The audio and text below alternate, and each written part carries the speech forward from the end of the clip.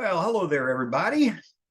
Welcome. Thank you for being here today. I have my new microphone, my Yeti, and I'm hoping you all can hear me. If you can't hear me, please put something in the chat line that you can't hear me. So anyway, thank you all for being here today. We are at the Greater San Diego Association of Realtors, and my name is Kevin Burke, and there you can see I've got a telephone number, which is you're more than welcome to give me a call. Anything I can do to help. But also, I also have, and look at that, I don't even show up as being in this webinar, darn it all. Anyway, so you are more than welcome to call me at any time other than during the webinar. And also I have an email address, which is sometimes a little bit easier. So my goal in all the years that I've been in real estate is try to help people become successful. And I'm not charging for this. There's no, I just I feel like I owe it as a debt to society, so to speak.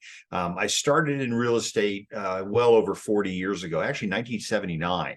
And I did a podcast with a gentleman yesterday who was really proud of having 31 years. And I told him, I said, it's not that I know more than anybody else. I think I've just outlived everybody else. And so as a result, I'm here today because I really feel like when I got started in real estate, there were people that helped me do, work and helped me do my job. And so, it was just, like I said, now today I'm kind of paying that back. So again, don't be shy, call, email, whatever, ask for help, anything I can do to help you. I will not interfere with your broker. That's for sure. So, American Jurisprudence Award, if you're an attorney, then you know that that's a fairly significant event. I got that in law school. And I do teach continuing education for attorneys. So MCLE continuing ed. I taught in the colleges, 3 of them almost simultaneously. But when I did that, I found that most of them were people that were thinking about getting into real estate, or they were, taking a class with a really cool instructor that they figured that they could get 3 credit hours without too much work. And so I probably disappointed a few people, but then I made a shift in my ideology. And that was, I want to help people that have a license. I can help people get a license. I can help people upgrade from salesperson to broker. I think it's really easy. But you got to know the steps to go through to get there. And so again, my goal is to help, especially those that have taken it seriously and are in the real estate business. So please feel free to reach out. You can see down here at the bottom, I did teach property management at the college level for quite a few years. It's just one of those things. I just seem to know some things. Robert, good. I'm glad you got in, sir. Thank you so much for being here today. We have Robert among many celebrities that are here. This is very nice. Thank you so much. That being said, you can see on the right-hand side of the column that I chaired the Risk Management Issues Committee West Group last year for NAR. This year, I actually don't have it up there, but for the California Association of Realtors, I'm going to be chairing, I am chairing, I guess now, the Legal Affairs Forum. So I get to stand up in front of a whole bunch of lawyers. I know you all think that's probably, quite a glory thing, but I like it. It's just one of those things that I like to be very involved. And so probably half of my hat is in the legal field. The other half of my hat is in the brokerage field. And again, whatever I can do to help you. So please feel free to reach out. Don't be shy. Get me on the phone, call me, do whatever. Okay. All right. So that's kind of it for there. Let's see. We're going to be talking about things that are going to appear to be legal. I am not a practicing attorney. I always like to make that very clear that, as much as I love the attorneys that I work with, I'm just not interested in doing what they do. I knew that my last semester in law school that it wasn't that I had wasted my time. It's just that I had taken a different path. And it actually was very profitable for me in the real estate business. So you don't have to be a lawyer to be good at real estate, but it does help. And so it's kind of like I took 4 years of Latin. And so did I really need that to do law? And the answer is no, but anything you do to better yourself is always very helpful. So that being said, I do a lot of trial work, testifying as an expert witness. Standard of care is my specialty. Agent's duties of inspection and disclosure, and then finally market conditions in San Diego County.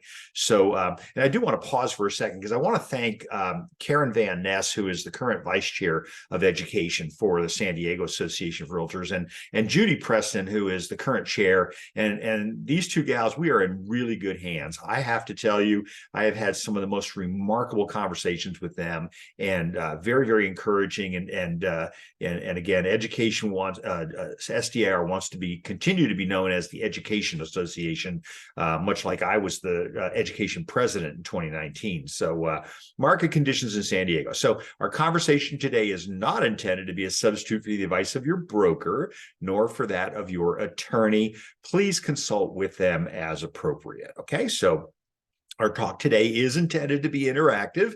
Please ask questions or offer input by utilizing the Q&A button. I do look forward to hearing from you. And again, I mentioned Judy, and Judy gave me a really good critique of a class that I did on Tuesday on the buyer representation agreement.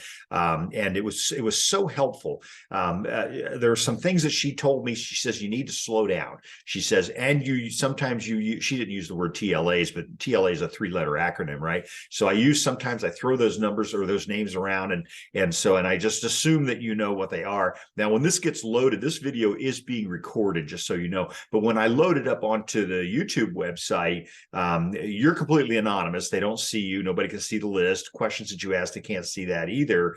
But on my YouTube website, it doesn't have a firewall, so the public can get in there and see it. God knows plaintiff's counsel gets in there and sees it. So what's coming in the future for me is that we are going to create a non-public portion of that you'll need access to it. You won't be able to just go to it. And I'm really surprised at the number of, I guess I shouldn't be surprised, but the number of people that go in and watch those videos, people that couldn't make it to this, or people that are going in to look at it again. It's just one of those things you can turn on in the background and listen to my voice if it doesn't put you to sleep. Okay. So, all right. So that being said, today we are going to talk about residential property management, and we're going to talk about it from the beginning. So this is not going to make you a property manager, but this is going to cover some of the highlights of what you need to be aware of when you are contemplating doing property management. But for some of you who are already doing property management, this will sound like an advanced course as well. So today we're here. It's going to go on for a little while. I left my sorry. I have a clock that tells me how much time I have left because I tried not to run over. This afternoon, we'll be talking about maintaining records and reducing risks. So the reason I brought up the comment about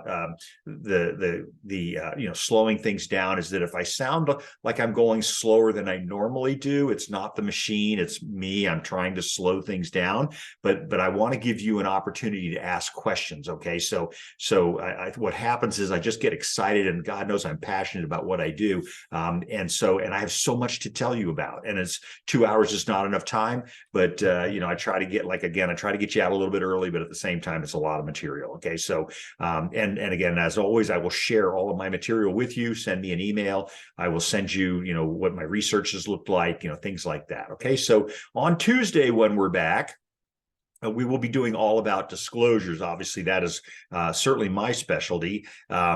Disclosures in real estate, the ones that are required, the ones that are not necessarily required. I mean, you've heard the old story that if you have to ask, yes, you should disclose. I like that, but remember, your goal is to disclose material facts. Things that are material to the transaction, material to the property, that kind of thing. But we'll talk about that on Tuesday. And then finally, one of my favorites, the TDS, the SPQ, the SPQA, and the AVID. And I have people call me about this all the time. I mean, I think we've got to kind of figured it out that the TDS is a statutory requirement. But I'm going to go through each of these forms on Tuesday afternoon, and I'm going to show you where the mistakes are that I get. When I go to court, it's because somebody made a mistake with one of these things. So we'll go over those. We'll spend a bit of time on that. And are they relevant? They're absolutely relevant. And remember that the AVID, as an example, the TDS is not considered considered complete until the seller's agent has given their avid to the buyer or the buyer's agent. So those are some laws that have changed, some things that have changed, and we'll cover a little bit about that. On the note of podcasts, so I'm going to start doing podcasts, and those will also be on the YouTube website, but I'm going to be drilling into, I think my first, I don't think SDAR has me talking this term about the new law, the new forms, new and revised forms that are coming out, and there are a bundle of them. And so I'll probably create my own separate, unless I can get them to schedule me to do a webinar for you all. That would be really nice, that I could go ahead and do a webinar on the new forms. I've done them every year, always ahead of the curve, because I want to make sure everybody has all that information before we launch them. And the launch date this year is going to be December the 16th. So it's going to be a little bit earlier than normal. Interestingly enough, even with the Burnett decision that just came down, the buyer representation agreement, it hasn't been touched. I mean, it's the same thing from before. And I tell people that, it's if you're using the buyer representation agreement, you're in really good company. And certainly in Linda's office, my broker, she requires it. It's a required part of the transaction. So and it could end up becoming statutory as well. So, okay, that being said, so member benefits, thank you for joining us. We're going to talk about residential property management, and we're going to talk about the beginning. So it's good for the basic beginner, but at the same time, you'll see there are going to be some elements of this that are going to take us up to another level. Okay.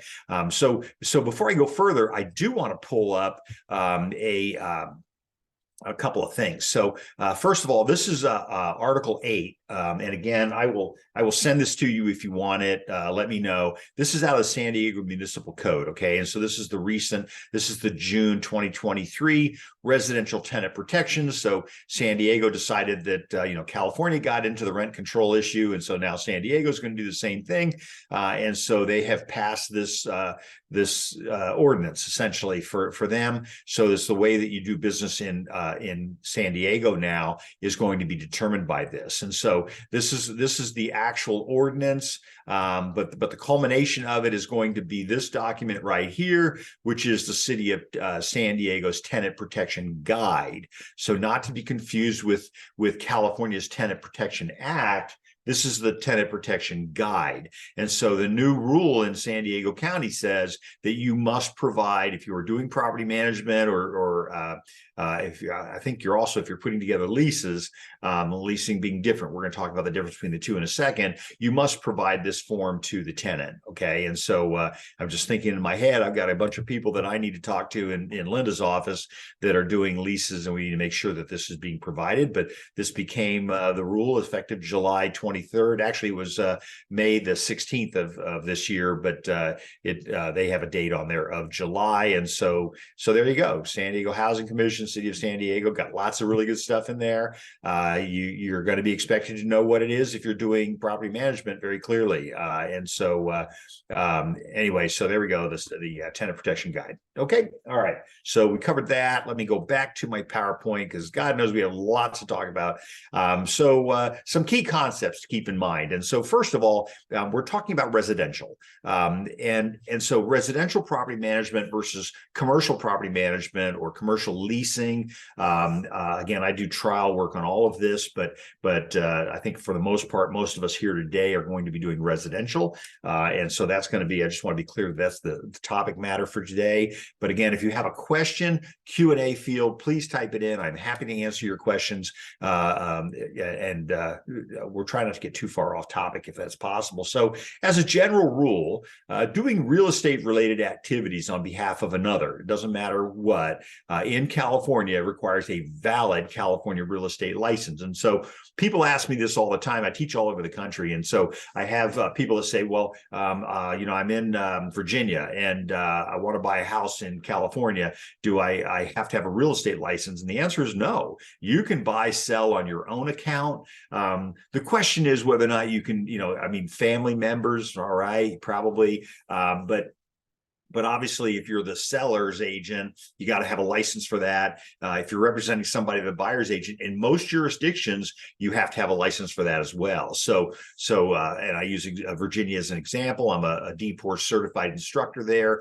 The law changed on July 1st, requiring you to get a buyer representation agreement with a buyer. Otherwise, by statute, they say you're giving legal advice if you don't have one. And I kind of think that California is I'm hoping will follow that trend. But I've been teaching it and trying to get people to use it for probably 25 years now.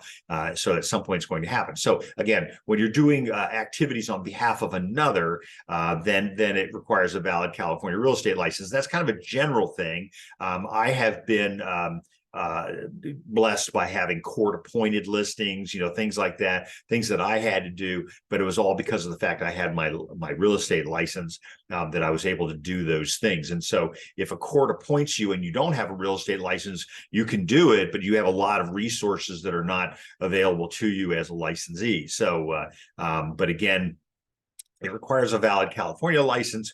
So a leasing agent. So I want to talk about the difference between property management and leasing. And so a leasing agent is going to be, what's the difference? Of course, the leasing agent, once the keys are handed over to the tenant, and we're going to call them the tenant, but we're also going to call them the lessee. The lessee is the commercial version usually, but again, in the legal field, we think of them as a lessee, not as a tenant necessarily. But once we hand the keys over, so keys in California tend to constitute possession.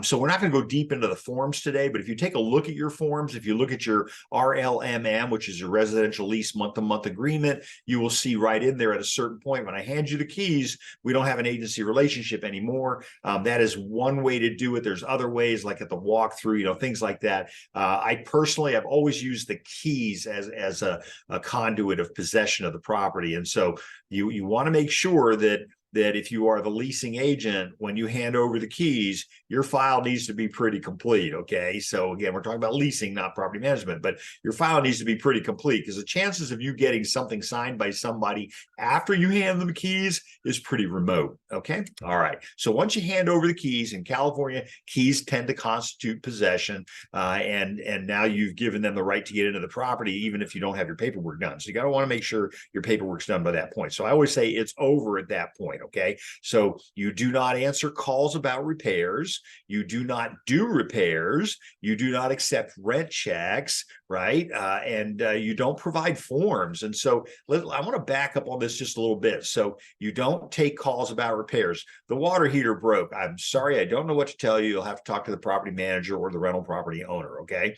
If you get involved in doing stuff, or you're just trying to help out, and we're very helpful people, right? But again, if you do anything you do after possession is delivered, or after the beginning of the lease, anything you do is, you don't have a client anymore, remember, because we've canceled agency. So anything that you do after that point is going to be legal advice. You may not give advice to someone unless you have a written agreement with them. That's the law in California, okay? All right. Otherwise, we just assume you're an attorney. Okay. All right. You don't do repairs. I've had people go down, and I can just do this real quick. I'll fix this water heater, or I'll fix this electrical outlet, or something like that. You're doing property management. Okay. So again, I want to distinguish between the two. As a leasing agent, when you're done, you're done. And I have this conversation with my clients all the time. I tell them, I say, the minute I turn over possession to the tenant, you're on your own. I'll talk to you again when it's time to relist the property. And so you don't accept rent checks. And so most brokerage firms in San Diego, and I've been management with 3 of the largest in San Diego County. And I can tell you, it was always a really bad day when somebody came into the office and says, I want to give you my rent check. And so it's like, our policy at these companies was always, we don't take rent checks. And if you are doing something where you are receiving a rent check, we don't want to be looked at as a casual property manager. So we don't take the rent check. Okay. So I'm giving you all the stuff now that if you are doing leasing, that these are all things you will do as a property manager. Okay. So, all right. So you do not provide forms. Now, here's where we get into trouble. I get this all the time. 6 months into a lease, the owner calls you on the phone and says, the tenant didn't pay the rent. So would you send them a 3-day notice to pay or quit? And the problem is that now you're doing property management, right? Now, anytime you access a form other than, oh, you want us to relist the property because the tenant's moving out. Well, at that point, you know, okay, if they've signed the listing agreement, then we know now that we have a client, right? Okay, so remember, client versus customer. So do not provide forms. Don't touch it in the middle of the transaction. I've had people do some really crazy stuff. Linda wants me to write a book about what can possibly go wrong. I think that's what we're going to title it. But I had a situation where the agent sent over the form to the owner of the property, thinking I'll give it to the owner, and then the owner will go ahead and give it to the tenant. Of course, you know, they'd already completely filled it out and done all that stuff. Well, what they didn't realize was their name is at the footer of the form, so it's down at the very bottom of the form. Okay, so let me give you an example. I want to show you this really quick because we're going to get into this program here in a minute. But here I am in a sample transaction that I've created. Okay, good. And so let's just pull up let's see, this is an offer form. Why did I use that one? Okay, all right. I'm going to pull up a form, just any form. I'm going to grab that. And then I want to show you at the bottom of page 1, and these are the things that I look for when I look at transactions. So at the bottom of page 1 of every document, it will have what we refer to as the footer. And now my microphone is turning on the other computer. Okay, so we will have what's called the footer. And in the footer, this should contain your information, right? And so if you don't know how to get that to show that way, give me a call, send me an email, and I will show you. I'll guide you through the steps. But this is your footer. This is your footprint on this transaction. Everybody good with that? Okay, so you don't provide forms. Well, here in this case, the agent provided a form, not realizing, and they've been in the business for probably at least 25 years that I've known them, and there's their name at the bottom of the form, and I'm like, well, first of all, I wouldn't have done that because now it's legal advice, you know, things like that. So and I'm not splitting hairs, folks. This is a serious issue. When you get hauled into court, the attorneys know this stuff because they probably called me and asked me already what it means. So during the lease term, so again, you may not handle anything with the tenant during the lease term if you're a leasing agent. And again, all this is stuff that you will handle as a property manager. So after the keys are delivered to the lessor or the lessee, when you hand the keys over to the lessor, that means the tenant has surrendered possession of the property. And so I've had it happen in properties that I've owned. So obviously I manage them myself, but I've had it happen where the tenant will sit there on the last day of the lease dangling the keys and saying, you know, I'll give you the keys when you give me back my deposit. That's one of my favorite things. I always look forward to somebody saying something really silly like that. And so really, you're not going to give me the keys back. So you understand you still have possession of the property. I'm going to evict you now. And so it just creates for a whole nother scenario. And by the way, on property management, I take great care of people. I think hopefully you get that message. But I also have, you know, rules that I follow and certain systems that I follow. The DRE, by the way, loves systems. Okay. So if you've got a system in place and something goes wrong, they will look to see if you have a system and then maybe help you correct the system that may have been flawed. But if you don't have a system, you're just kind of, you know, willy-nilly, you're going to have some challenges. I would recommend that you have a good pro forma of what you're doing and how your business is going to run. So after the keys are delivered to whoever you give it to, that's going to, you know, you're done. So, and by the way, when you do a lease and you put the lease together, you may be the agent for the owner, the rental property owner, or you may be the agent for the tenant. But once again, the keys are delivered. You don't have an agency relationship anywhere. Much like your purchase agreement, when you sell a property to somebody, your agency is extinguished. You know, I get the call from the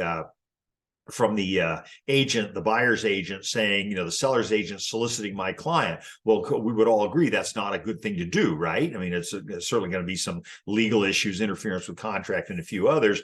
And so my question is always, what's the status of the transaction? Well, it closed on Friday. Well, you don't have a client anymore. So, you know, now they can until the cows come home, they can go ahead and solicit the new owner of the property. You know, I would recommend that you be courteous, but you know, sometimes, you know, they're running it. They think they're running it like a business. And so that's just the way that it is. So here's some key concept as property manager. So typically you do all of the above, right? You're going to do all of those things. You're going to create forms. You're going to do, and we have a really good library. In fact, I'll take you back to that. I'm going to start jumping around a little bit here. And when I do that, I always make myself nervous, but let's go ahead. I'm going to go back here. Oh God, get out of there.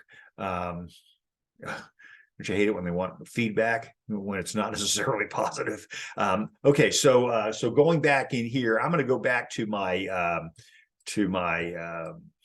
get my camera to work, my template here real quick. So forms and checklists. So you can see I have a template for everything. Here's my property management template. All right. So I'm showing you this, and it's really simple. So, it starts out here. I've got my PMA, which is obviously my property management agreement. The second part of it is I have the lease agreement. So two different things, right? When I'm the property manager, versus when I'm the leasing agent.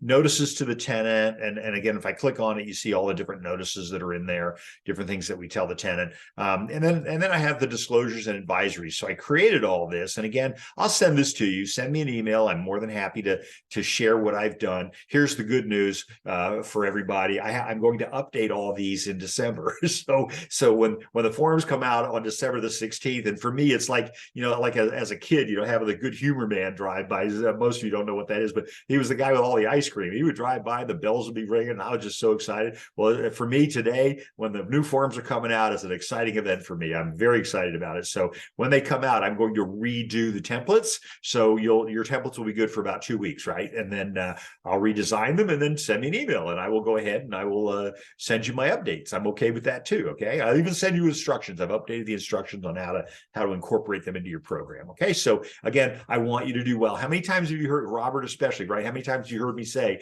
if you look good, you make me look good. So I really want you to look good. Okay. All right. I don't care where you work. I just want to make sure you look good. All right. So, and then my environmental, which is one of the most important things that I see missed in most of the files, and I've got them in order. Number 1, number 2, number 3, number 4, number 5, number 6. You must make sure you have this. So in a sales transaction, we kind of count on that being done by the natural hazard disclosure company. But in the lease transaction, or the property management transaction, we don't have that protection. So we've got to make sure we get that, and again, you just go up to the library up here, which says all forms, and then you click on EPUBs right here, and then you see there's the 6 of them right there. Okay. All right. Everybody good with that?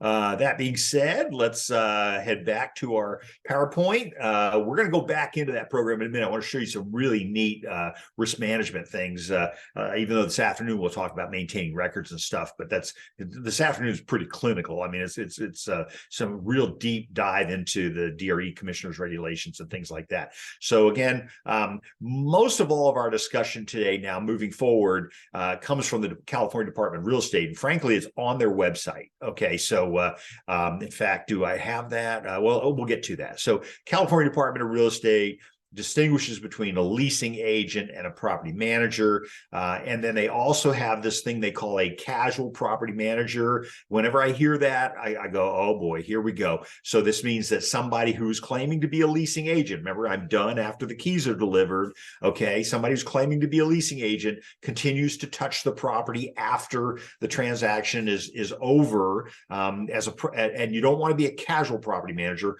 Why? Because most brokerages don't allow property management that I'm aware of. Most of the larger brokerages don't allow it. I don't know if it's liability. Remember, property management is the #1 most investigated entity in real estate in California. So, and part of that has to do because you always have trust accounts and stuff. So we'll talk a little bit about that. But so they tend not to, they tend to discourage it. They tend to make it against their rules. So if you're going to do it, you're doing something against company policy, check with your broker. You need to check with your broker to see if it's okay for you to do that or not. But when you start dipping your toes back and forth, if your broker says, no, we don't do it, and then you go to fix the water heater, well, then you're doing casual property management. And when the Department of Real Estate says, we think you're doing casual property management, your ears need to be up and you need to be going, uh-oh, I'm in trouble, right? Because why? A number of things. First of all, your broker said you may not do it. You have a writing that says you may not do it. But second of all, you may not have errors and omissions insurance to cover your actions, okay? So if you're doing property management, then you probably know what I'm talking about. You have to have a property management rider normally on your insurance. I just helped a startup company create a insurance for their company that they were creating that does solely property management. That's all that they do. And so got them an insurance policy. They got the insurance policy. They actually did better research than I do. So my hat is off to that gal who actually took this class a year or so ago, and somewhere in the class she heard me say something about get your broker's license, and because I think you all should have your broker's license. Well, she goes ahead and she gets her broker's license and uses it to open up a property management company, and she's just wonderful. She's so good with people, and she continues to work with the other brokerage, but they have written knowledge and consent that they have told her it's okay for her to do property management separate from the company. So you may not have their name on your card, you may not have their logo, you may not use their forms, you may not, have them on your website. They want it to be a completely separate entity, and clearly tenants' rent checks don't come into the office. Everybody okay with that? All right. Okay. So casual property management, not good, right? That means, in other words, you're not supposed to be doing property management, but you are. And so we're gonna put you in that little bucket in the middle that says, you know what, we want to talk to you about what you're doing. Okay. So okay, all right. So a casual property manager is usually someone assisting someone else in procuring a tenant or providing services after procuring the tenant without their broker knowing about it. Normally, you didn't tell the broker. And so, my question always for the agent that calls me because they're in trouble is, was your broker aware of it? And the answer is almost always, well, I didn't tell my broker because I really wasn't doing this. I was really just doing that. And of course, in your legal mind, it somehow, is okay, right? It's kind of like when I break a rule, right? I know where the line is, okay? And so, some people like to dance across the line. Me personally, I stay miles away from it. I don't want it ever to be a question. I want everything to be above board on top of the table, because it's this kind of thing that gets us into trouble. So did your broker know what you were doing? And the broker's going to say no, and you'll have to prove that the broker knew, and that's going to be difficult. Okay. All right. So usually has no written employment agreement, right? So the casual property manager doesn't have an agreement because it's just like, we're just buddies. I'm just helping somebody out, that kind of thing. I hear all those words that just like, oh boy, you're going to help yourself into federal prison. So always get your broker's approval before attempting anything that even casually resembles property management. Okay. Are we good with that? I'm going to just put that one to rest here. So you must either be a broker or be employed by a broker that allows property management. That's simple. Okay, I think we get that. E&O coverage for property management is a separate rider on an insurance policy. So I know that we had it for a long period of time. I don't know, and we had it even though we weren't doing property management. We just had it just in case somebody did something that was property management. But our business model is a little bit different. Our business model, we pretty much do everything for the agent, and so we don't have to worry about them doing things that they aren't supposed to be doing. Right? That kind of thing. Okay. So that being said, usually with an additional premium, as I said earlier, property management is the most investigated entity by the California Department of Real Estate. All right. And I made that comment earlier. And for those of you who are keeping score, property management is number one, broker controlled escrow is number two, right? Hard money lending is number three. And that came to me from Wayne Bell, who was the previous commissioner of real estate in California. So really a neat guy. I liked him a lot. I've been very friendly with most all of the commissioners, with the exception of one. I won't tell you who it was, but I like the Department of Real Estate. They're there to help us, or they're there to protect us, sometimes from ourselves. So, so today, okay. So why? And the answer is because of trust funds. And so in real estate, I think you've seen this, that most of the brokerage firms are getting away from having trust accounts, right? You still should have a trust log, but like in our office, so we don't touch checks. And I think you probably know that at a certain period of time, we changed the purchase agreement even to say, that the buyer will deliver the check directly to the escrow company, those settlement services, whatever we're going to call those people. Okay. And so we changed the way we've been doing business from when I got my license. We always took a check, right? Well, we had so many problems with those checks that we just decided as an industry at the state level, we're not going to take checks anymore. And so we changed the contract. The DRE had a real hard time with that. But within a couple of months, they go, okay, all right, we get it. If you don't have a check, you don't need a trust account, right? And so you don't have to have the trust account, okay, unless you're in property management, right? Now you have to have a trust log, by the way, if your people are taking checks, but then that check would always never be made out to the broker's trust account because you don't have one. You would have it made out to the settlement services provider. We recommend that you not take checks, but that's just our policy. check with your broker. But when you're in property management, you're taking checks, right? Because you have to have, you're not allowed to use your own money to fix things. Okay. So you have to have a certain amount of money in the bank that belongs to someone else. And so by definition, OPM, right? Other people's money. So by definition, that trust account is other people's money. Okay. So the trust account is for the money of others. And we're going to talk in a second here. We're going to talk about what happens when you put your money into that account. All right. And so, we have little terms that you remember probably from the state exam. You had commingling. You all remember commingling? Commingling is where you have this bucket where you put all of the client's money, but then you're going to have you put some of your money in there. Now the DRE will allow you to put in $200 of your own money, up to $200 of your own money, but that's simply for the purposes of handling bank charges, bank fees, rubber checks, things like that. So they'll let you have up to $200. I mean, I'm pretty positive that's still the limit today, but it doesn't have to be 200, be 150, whatever, but up to 200 of your money. And so when you take money into the trust account, other than the $200, that all the money that comes from the clients, the tenants, all that, unless you're having it redirected to the owner, all goes into the trust account. And so that's what the Department of Real Estate is looking for. They're looking for trust fund shortages. So because believe it or not, sometimes the trust funds don't make it into the trust account. And they're very exacting on that. I remember reading a discipline against a broker, a very good broker, but they had there was a tenant screening fee check of $14 that triggered an audit, and unfortunately it became public because the Department of Real Estate doesn't have a private reprimand ability. They can only do public reprimand. That's why they put it on their website. And so it was a shame. This is a really good broker. I've known her for a very long time, and she just got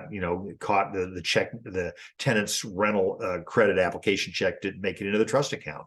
So it's a problem. So it's a very exacting science.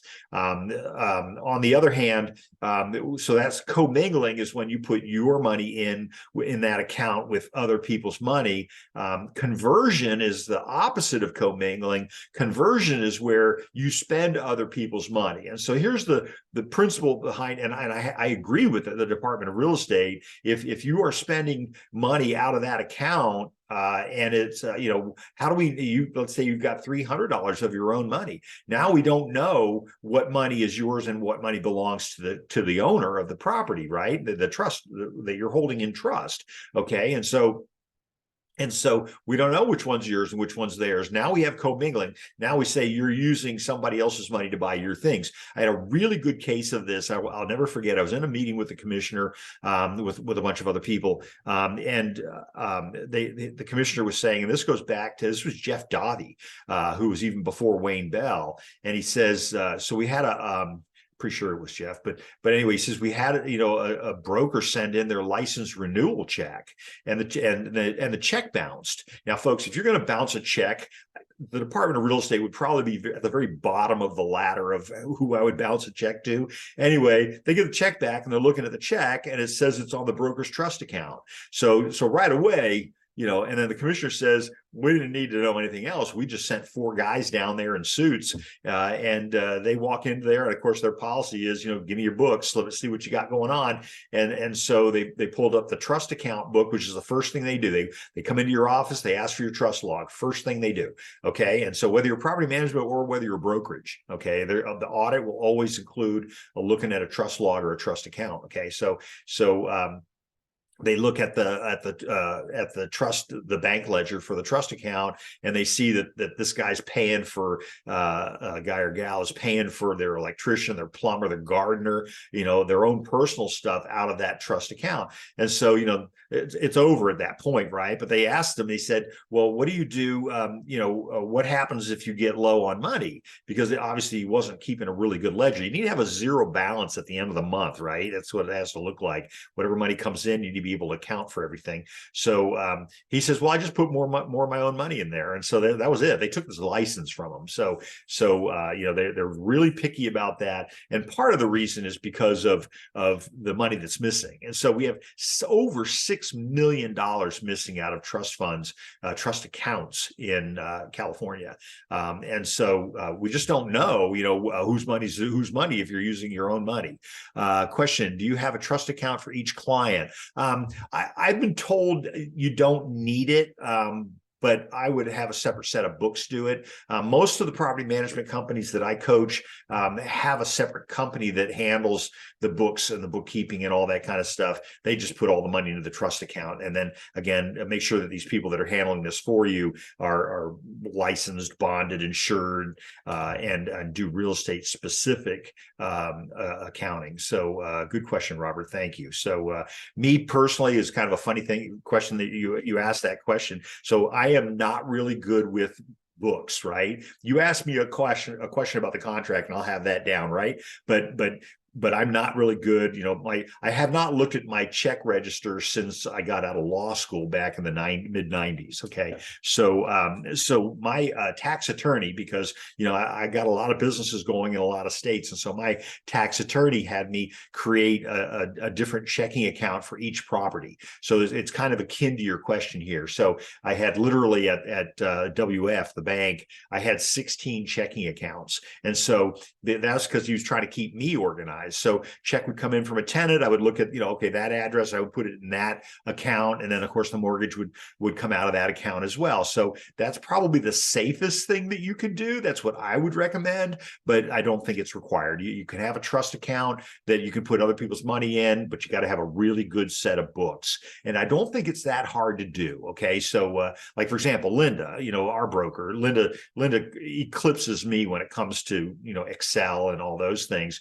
She would be really good at keeping things separate because that's just kind of her bailiwick, as we say. For me personally, I know that's one of those things I'm going to hire somebody to do that because it's just going to be outside of my realm of possibilities. Okay. All right. Thank you, Robert. Good question. Okay. Let me see here. What's this one? California Department of Real Estate.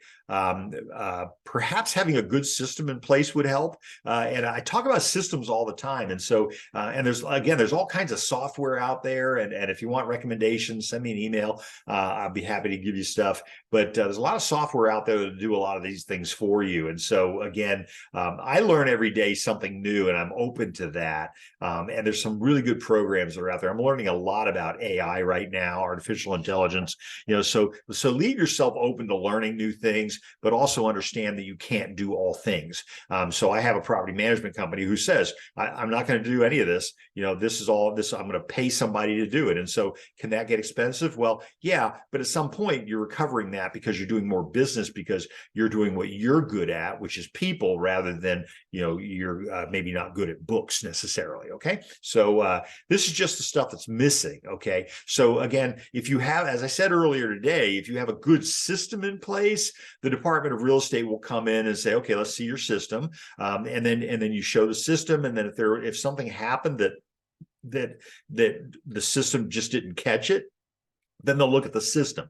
If you're not, honoring your system, well, that's going to be a different issue. But in most cases, they will look at it and they will see if the intention was there. It doesn't mean you're going to be without a fine for something, but that's they're pretty good about and in fact, they have people going around to the different brokerages now, what they call an educational visit, and I kind of like that actually. Where they go in, they say, we're just here to do an educational stop. It's not an audit, that kind of thing. So, I like the Department of Real Estate. I think they are well-intentioned, and all of my experiences have always been very positive. So it doesn't include the monies that are absconded with. So, that $6 million is not necessarily that it was pilfered or that it was embezzled. It's just $6 million is missing.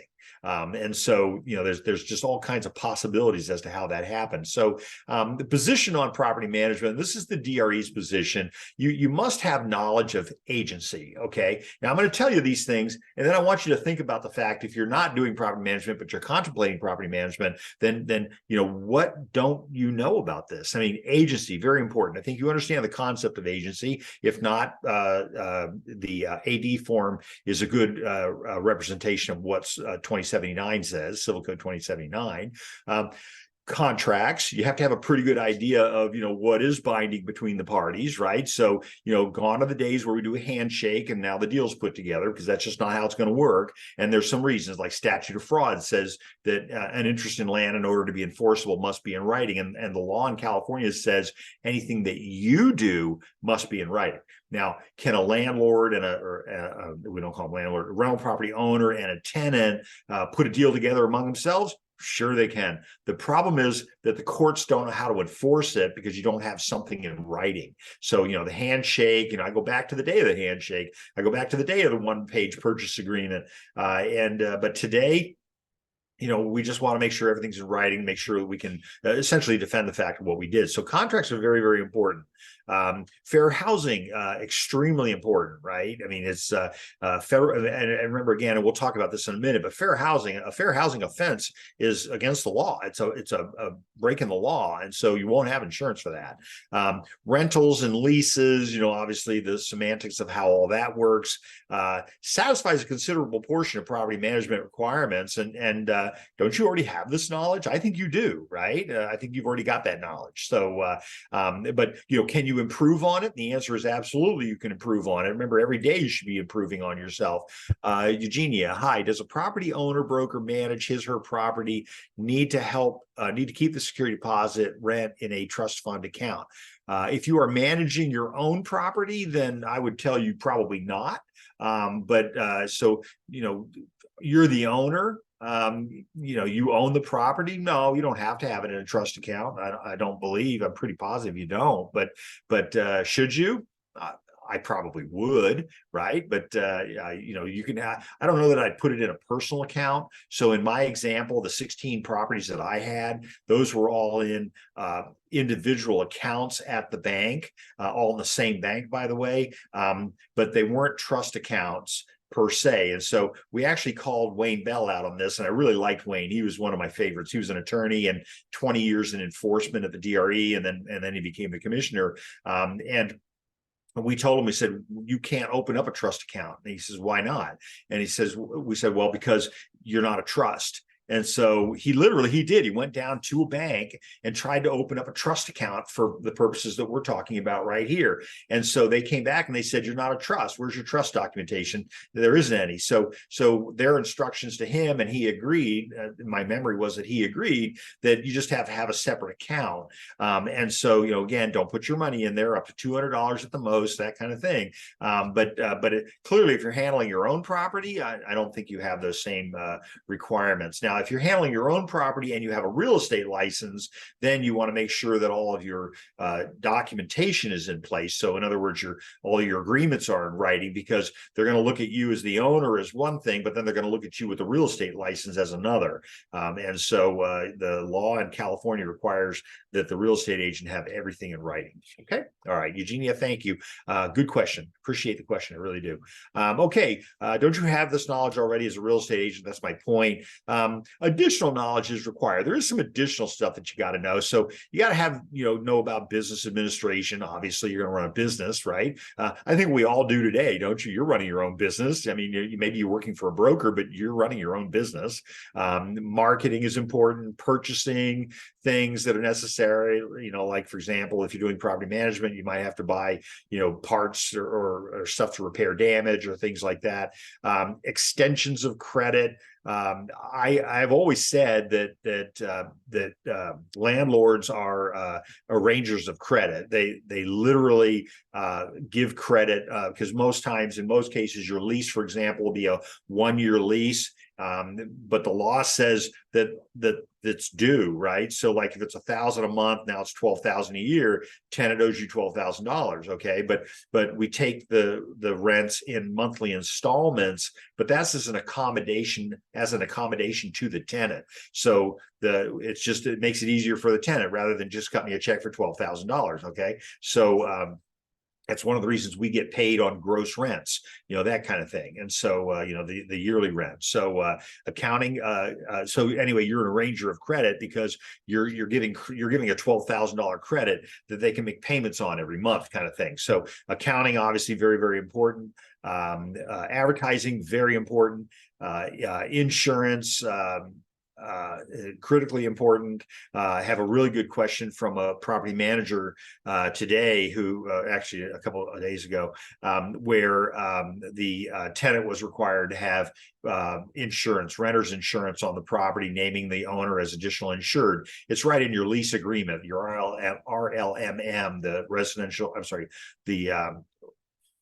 rental agreement that we use typically says right in there that the tenant will have the insurance. And so the keys got handed over before the insurance was ever delivered. And so now a week later, they're not providing they've gotten quiet. They're not giving anybody a copy of the insurance. And so what do you have? I think you may have a breach of the lease agreement. And so we're going to talk about, what can you do now? Again, and they're a property manager. So what can you do now? Anything you do you have to take instructions from the owner of the property, but I would recommend that you begin the process of getting the tenant out of there. So because they haven't complied with the lease, but that's just my personal opinion. So repairs and maintenance, if you're doing property management, of course, taxation and clearly public relations. And we'll talk a little bit more about that in a second. So there's some professional organizations out there. And so IREM, of course, one of the biggest ones, the Institute of Real Estate Management. And by the way, this is on the DRE website. So the DRE talks about these different organizations as being professional organizations. They hold themselves at a very, very high standard. And so, if you're doing property management, you need to consider being a member of these associations. I mean, it's organizations. There are a lot of benefits to that. Sometimes they have just really good forms. I've read forms that I thought were better than I've seen in other places. So individuals meeting the educational experience requirements are designated under IREM at least as certified property managers. And that's the highest form of praise or compliment that you can get, is having the CPM. Okay. So anytime you see CPM after somebody's name, that's what that refers to. All right. And so that's pretty significant designation, and you're held to a very high standard. A lesser degree of training, so something less than that, and on-site experience qualifies an individual as an accredited residential manager. So you can see we have different things here that different ways to do that. And then still under IREM, a firm that meets IREM's guidelines and utilizes at least one CPM, right, can be designated as an accredited management organization. And so these are good designations to have. These are not the kind of ones where you send in a check and they give you the designation. These are things that they are very stringent about, and I think can really help you in creating the business that you're planning to create, and hopefully keep yourself safe, and the owner and the tenant safe as well. So then we have NARPM, and NARPM is the National Association of Residential Property Managers. They offer professional designations. You have the RMP, which is the Residential Management Professional. You have the MPM, which is the Master Property Manager, and then you have the CRMC, which is the Certified Residential Management Company for firms that manage single-family homes, single-family residences. But then they also have the CSS, which is the Certified Support Specialist for support staff. And that kind of rounds that out. But again, these are on the DRE website. To take a little look and to try to find them, it's a lot. Our business is complicated. But the key is, and I always say this, that you don't have to know everything in the library. You just got to know how to find it. So if you ever get stuck on any of this and you go, wow, I remember Kevin talking about this. What was he talking about exactly? Give me a call. Don't text me. Give me a call. Send me an email. I'll send you the citation. And then you'll have it. Okay, citation not being a ticket, but the quote to where the source is. So, so we're going to talk about the three different types of property managers. And so we're going to have the individual property manager, and then you decide which one of these you want to fit into. But the individual property manager, then we have the individual building manager, okay, and then we have the resident manager.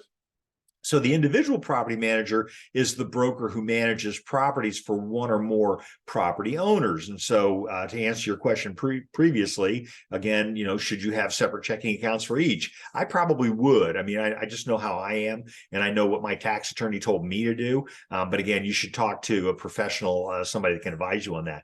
The individual building manager, this is number two, may be employed by a property manager, remember, or directly by an owner. And usually manages a single large property. So, for example, a apartment complex, they tend to be 16 units, 64 units, 128 units. They tend to work in those numbers, and so they can be employed by the property manager to actually manage the individual building. So, property manager is up here, and then the building manager is down here. Okay, not to be confused with the custodian. Okay, but this is the person that actually manages the building. Okay. So usually one large property. The resident manager may be employed by a real estate broker, a managing agent, or an owner to manage an apartment building. And so what does that scenario look like? And by the way, this one does not require a real estate license. Again, if the owner owns the building and they're renting units out to people, they don't need a real estate license. Okay. And then they can have somebody live in the building who does the leases for them. They don't have to have a real estate license, but the minute you step out that door and go across the street or talk to somebody about other properties other than that building, now you're doing real estate, and that's going to require, remember, any activity you do on behalf of another requires a real estate license. So I can be an employee of a property management company that has me as a resident manager. That usually means I live in a unit there, and usually in exchange for some portion for rents, whatever. But again, and I can handle the lease back and forth with the owner's property, that building, that property. But the minute I step out across the street, go show another home or talk about another property, then I'm going to need to have a real estate license. Okay, so the resident manager doesn't necessarily have to have a license. I think it's probably a good idea. Okay. All right. Okay. So it could be on a part-time or full-time basis. I threw that in there. That's actually what it says on the DRE regulation, but it can be full-time, it can be part-time, whatever.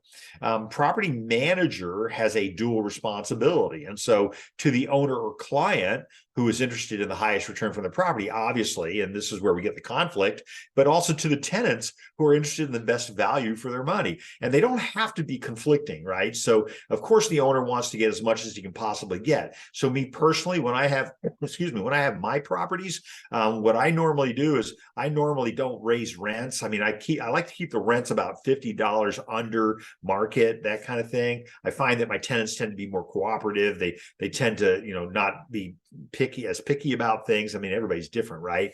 But I try to give the tenant a value in terms of being just a little bit less than market rents. But at the same time, I also want to get as much as I can for the property. But for me, frankly, if I'm going to raise a tenant's rent $50 and risk losing the tenant, then is it worth a month vacant before I find the next tenant?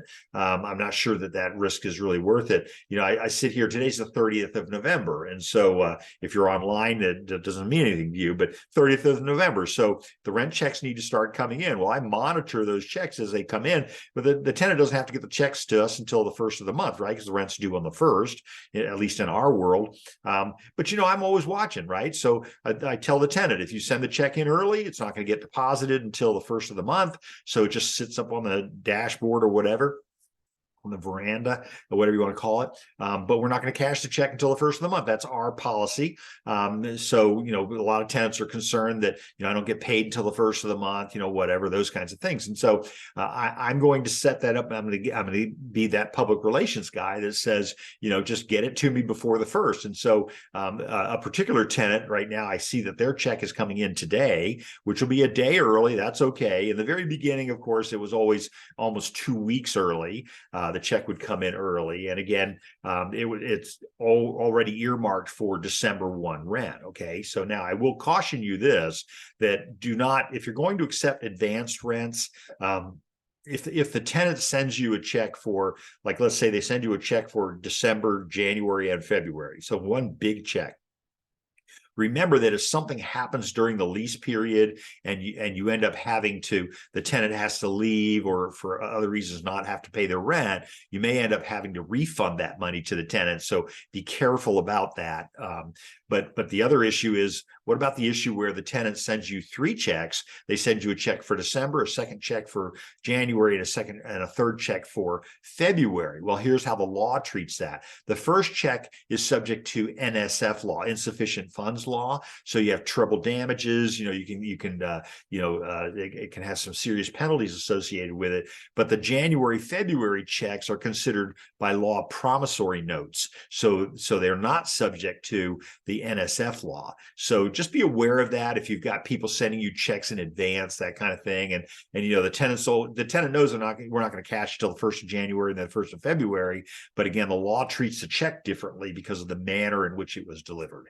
Everybody agree with that? Anybody have any questions on any of that? That's my excuse to get a drink of water.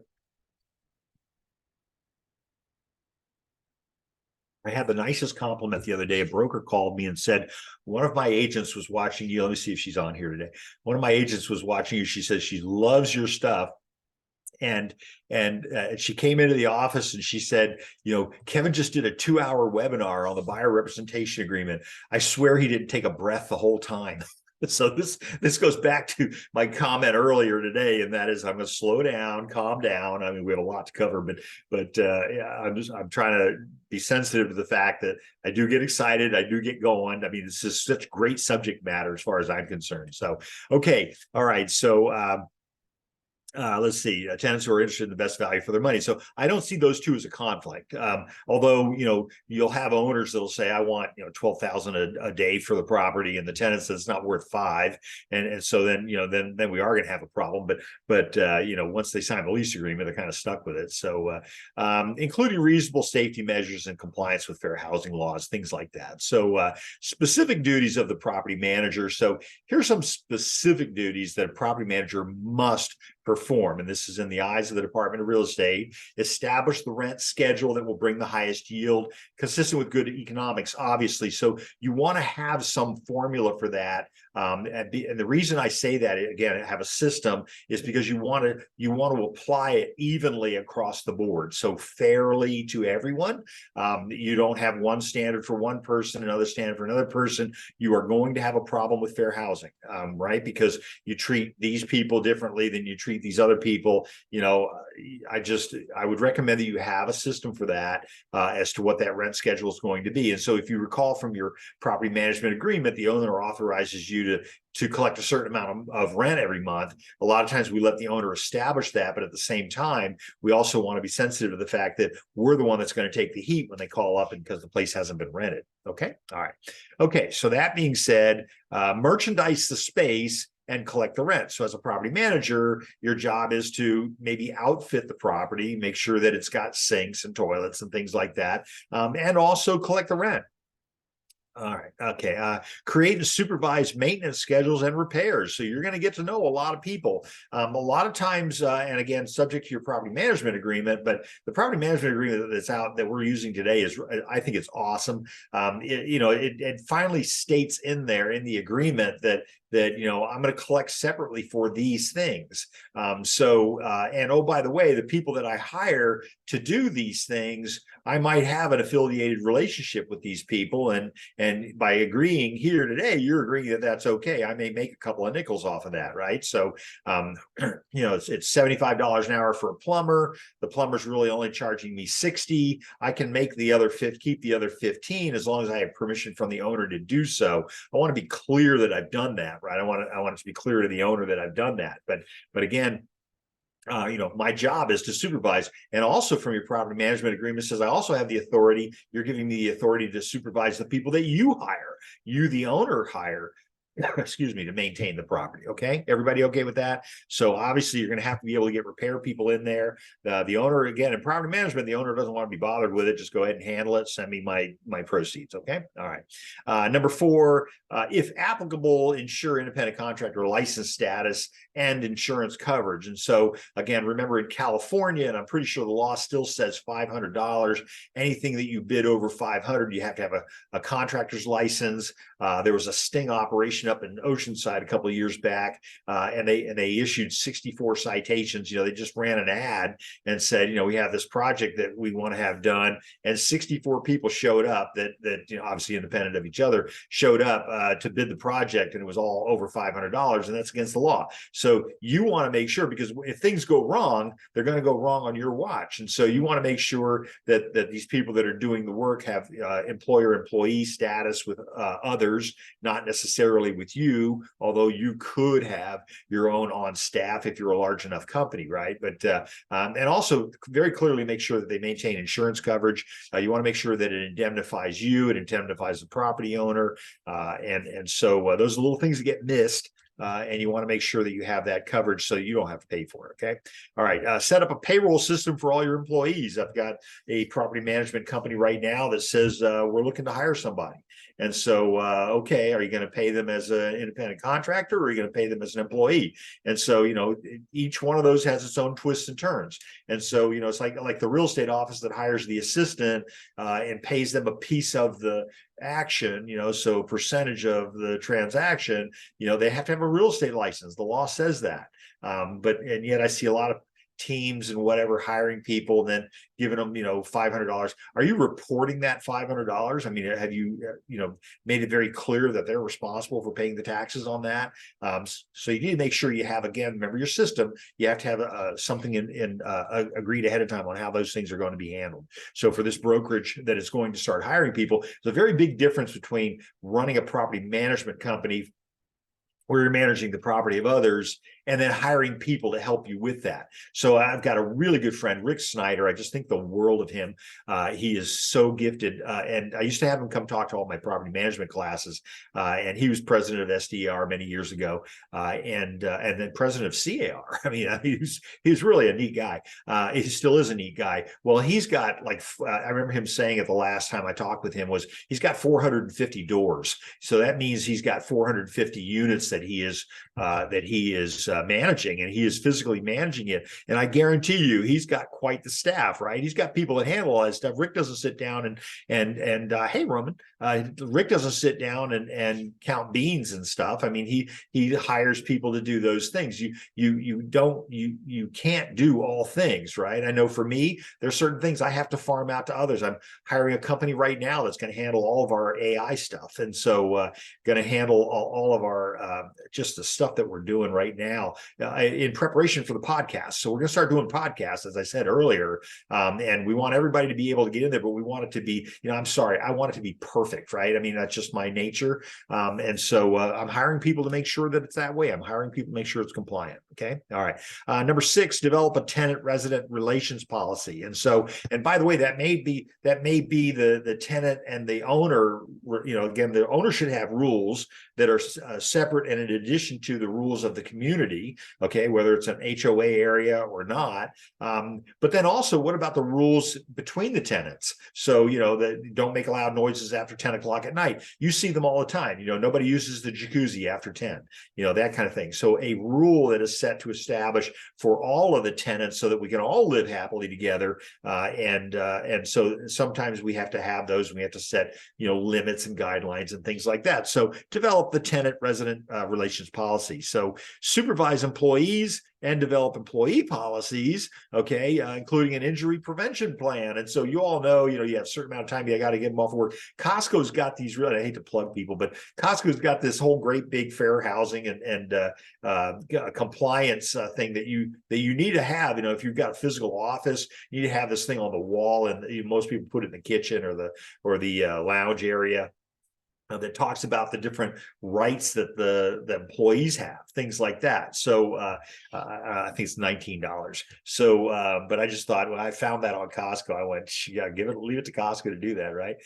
So maintain proper records and make regular reports to the owner. This is really, really important. If you are not good at record keeping, farm it out. You need to give it to somebody else who is good at record keeping. I told you this in the beginning. I am not that guy. All day long, I would hand that over to Linda. She does things with spreadsheets that I'm just, it's just not in my bandwidth. Okay. I have other skills that I do. But that's why we're such a great complement together, because she does things that I just don't do. And I do things that she clearly doesn't do. And all of these are obviously legal and above board and all that kind of stuff.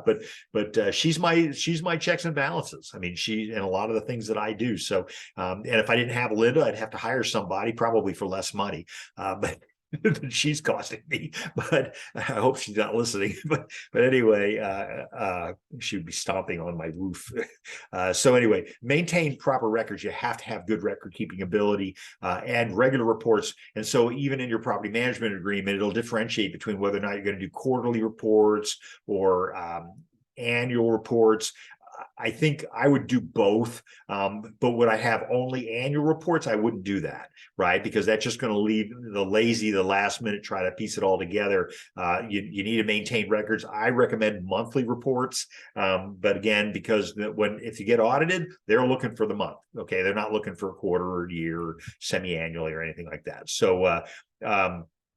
Qualified investigative prospective tenants credit. Remember that, as we said earlier, are you an arranger of credit? Well, you are assisting someone who is going to use perhaps the credit history of someone in determining whether or not to accept them as a tenant in the property. Again, you're extending credit to the tenant. They don't have to pay the whole thing up front. They can pay it in installments, monthly installments.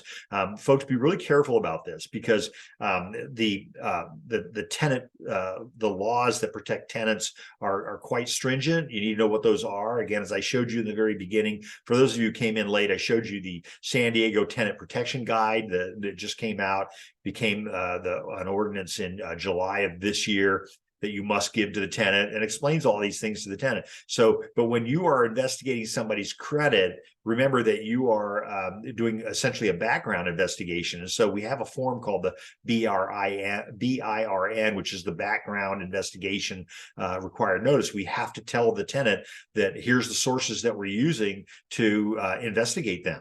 In the past, I'd have people just, I'd run their credit report, obviously always have a writing, always have something in writing granting you permission to run credit. Running somebody's credit without written authorization to do so is a federal offense. So make sure that you have their authorization in writing, and that is included on your lease application form, the one that the CAR provides for you, so that you're compliant with that. But again, and what do? You check their credit, perhaps you contact previous landlords.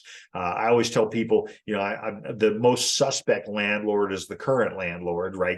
They're the one that maybe want to get rid of the tenant. So I'm usually going to go back 2 and 3. And sometimes tenants say, well, why do you need more? Is it because I want to call them too? I've had the people show up at my office with the moving van out in the front and saying, we've got to move in today. And it's like, it ain't going to happen, right? Because I got to check things out. And I remember one case in particular where a buddy of mine was working with me. He was a retired Marine Corps captain, and he was way above his pay grade working with me, that's for sure. I made the mistake of getting Roman, you'll appreciate this, got him into law school, right? He ends up, now he's a huge attorney for, these big air defense contracts. So, I've created a lot of, masters out there. And so, but anyway, he's calling the landlord while I'm talking to the tenant who's got the moving van outside. And I can hear the owner, the current landlord, screaming through the phone.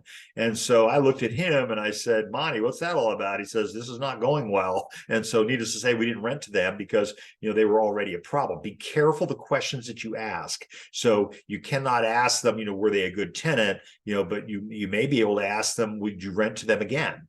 something like that. So just be aware of that. And if you look at your lease application, it'll give you guidance on those things. So number 10, prepare and execute leases. Obviously, you're going to put those together. And if you're not sure how to do that, and you're working for a broker, check with the broker. You can always reach out to me. I'll help. And by the way, if you identify problems in the forms, let me know. I get a lot of things fixed. You don't have time for that. But for example, a CAR promised us that they would, on paragraph 11M of the purchase agreement, that they had solar systems. So I thought we were selling like, Mercury and Venus and Jupiter. But they finally said, well, we'll put solar power systems in there. And then they missed it. When the June 26th revision came around, they just didn't get it in there. And so I sent an email up to them. They fixed it like the next day. The attorneys at CAR are just knock it out. They're the best out there. And they tend to be very responsive to stuff. So anyway, prepare and execute leases. Obtain decorating specifications and secure estimates. Obviously, all of a sudden you're a stager. Hire, instruct, and maintain satisfactory personnel to staff the building, of course.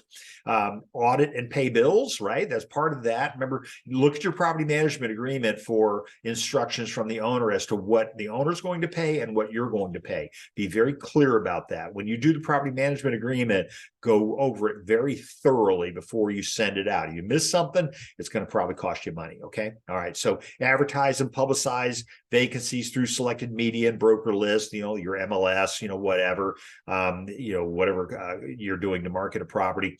Recommend alterations and modernization as the market dictates. And again, this is all on the DRE website. So, the house is built. I have one right now. The house is built in 52. I assure you, the owner doesn't want to update anything. And so the tenants have taken it subject to, the property being in the condition that it's in from 1952. My house in Del Mar was built in 52. I mean, the fireplace was condemned. I mean, I'm going to have to replace the entire fireplace if I plan to put a fire in it, because I'll have all kinds of problems. It'll probably burn the house down. So I don't want to do that. Okay. So, all right. 16, inspect vacant space frequently. This gets missed a lot. As a property manager, you're not going to miss this, right? You need to be going out there on a regular basis to check on it, make sure it hasn't been vandalized, nobody's moved into it while you weren't there, unawares, that kind of thing. But you're responsible for the property, so you need to make sure that you're doing that. As a leasing agent, no, right? But as a property manager, yes. Okay, all right. Keep abreast of the times, obviously, and competitive market conditions. So you might have to make some adjustments to how much the property will rent for. The one I started out with in Del Mar was $1,200 a month, right? 25 years later, I'm still handling this property,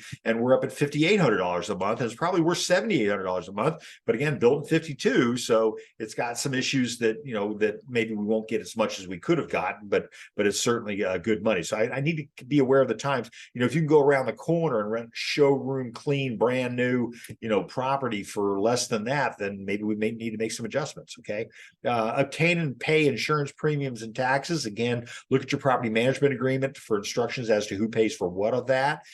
Be knowledgeable about and comply with applicable federal, state, and local laws clearly. And so when we're talking local laws, like I said earlier, here is my Tenant Protection Act agreement, right? Here's the guide. Let me go to the top. So again, I will send this to you. But this was passed. This became an ordinance in San Diego in July of 23. It actually passed earlier than that. It was signed on May 16th, but it didn't take effect until July. So make sure that you are providing a copy of this to the tenant, because that's what the ordinance requires. Okay, all right. So that's my local law. And so let's talk about, you do report to the owner of the property. Okay, so property manager must set up and maintain proper records, making regular reports, easily understandable, and cover all operations. Highly recommended that the property manager provide not only a monthly accounting to the property owner, but also a detailed annual statement. And I made that comment to you a second ago. The property manager can assess the fluctuations of income and expense. Those are the annual statements. I think you'll probably know well in advance if if you need to do something different, and also formulate future rental, maintenance, and employee policies. And of course, most of us know that our owner wants to get as much as they can possibly get for the property, and our goal is office to get them what they want to get, but they also have to, you also have an obligation to know your market and be able to advise them on it. Property management agreements. So DRE requires that all property management agreements be in writing. Okay, and I said this to you earlier, and that's the statute of frauds, which is essentially common law. And so part of the reason, again, behind that, not to keep going over it, but part of the reason behind that is that in order to enforce something, the court doesn't know what to enforce unless they have a writing from everybody. So that's why statute of fraud says an interest in land, in order to be enforceable, must be in writing. And DRE says anything that you and I do absolutely has to be in writing by virtue of our license status, because if there's a dispute between the parties, we may have been the one that created it, right? If there wasn't a writing, we didn't create the writing. Okay. Roman, some of the attorneys on this call know that ambiguities in the contract are construed against the author. And in a world where there is no contract, where there is no written agreement, it's pretty much a he said, she said, and everything. And then from that point on becomes hearsay or whatever. So, but that writing has to clearly set forth responsibilities of both the property owner, the rental property owner, the RPO, we call them now, and the tenant. Now, that should include the terms and period of the contract, right? So beginning and ending date always. The policies pertaining to the management of the premises. I want to just touch back on that previous one here just for a second. So the terms and period of the contract. So I get a lot of calls from people that say, what happens when the lease expires and there's no new lease put into place? Well, the answer is, I don't know. It depends on what your lease said. So if you're using the California lease agreement, then for residential, we're talking about residential here. Commercial is different, okay? But in residential, hypothetically, it becomes a month-to-month tenancy. I'm not sure you want that. But especially if you've got property management going on, you want to make sure you have a tenant who's understands what the rules are. I think one of the biggest benefits of having a lease agreement is so that you lay out the rule. Here you got you're playing with the full deck. Everybody's got, everybody knows what everybody else is supposed to do. I always sit down with a tenant that I have on my properties, and I always tell them, here's the deal: rent's due on the 1st. I serve you on the 2nd. And I have that conversation, and some people, whenever I say that on these webinars, people go, oh my God, you're a mean, nasty guy. My tenants are never late on rent, but you know what? There's a quid pro quo to that. So the rent's due on the 1st, not on the 2nd. I serve you on the 2nd, but anytime you have a problem with the property, you let me know. I'm going to get that fixed. I'll probably have somebody on your doorstep before 5 o'clock. Right. So I have to respect that going both ways. And so, but I always have that conversation with the tenant. I never have a problem with tenants. I don't understand what everybody's had problems, but I sit down with them. I'm very clear about what our instructions are. So, what our duties to each other are. Eugenia, do we need to send tenant protection guide to present tenant? Yes. If the lease was created after July the 23rd, I believe it, or no, June the 23rd, I believe it was. It says right in that document. It'll tell you, that all leases, you have to have that guide. And remember now, and Eugenia, your question's a really good one. That's City of San Diego. Okay, so does it apply in Del Mar? I mean, I sent it to a couple of my owners in Del Mar because, I just wanted them to know that if San Diego's going to do it, then other people are probably going to follow, that kind of thing. The cat kind of got out of the bag when the current governor passed the Tenant Protection Act. So quite a few years ago now, and that just opened the door for the localities to create their own, rent controls, things like that, because it was working so well in San Francisco, right? Anyway, okay. So Eugenia, to answer your question, not to get political, but to answer your question, I would probably give it to them anyway if they're in the San Diego area. Okay, and I would have them sign off on it. Okay, don't just say, hey, here you go. Read it. If you have any questions, let me know. Okay, great question. Thank you for that. The policies pertaining to the management of the premises. Okay, so I get these calls even now, even today. I have one right now where the owner says, I want to come in and inspect the property. Okay, that's fine. You have the right to do that as an owner, but when? Well, every week. It's like, I don't know if that's really going to interfere with the quiet use and enjoyment of the property that the tenant is expecting. And the tenant in this case happened to be, both of them, husband and wife, happened to be attorneys, and so I don't even remember who it was that came to me with the problem, but it was like, yeah, I know, if I were them, I probably wouldn't sign the lease. But the owner telling you up front that they're going to come in every week, that's I don't know. That may be an invasion, but okay. So anyway, your policies. Here's what we're going to do. We expect you to pay the water, the trash, whatever. We'll do these other things. Landscaping, maintenance, for example, gardening. So I personally, because a lot of mine are single family homes, I will pay the water bill. I'll pay half of the water bill. I'll just include it in the rent, right? But I'm going to pay that. Why? Because I don't want the tenant going in and disabling the Rainbird so that there's no water, because they're trying to save money. And again, I'm in Del Mar. My water bill is $385 a month. So water's a big deal. Okay. So I usually split it with a tenant. But that way they're not turning the Rainbird off, and killing what drought resistant plants I have left, that kind of thing. So, so again, that's a policy of management. Management's going to have that policy. So that's whatever.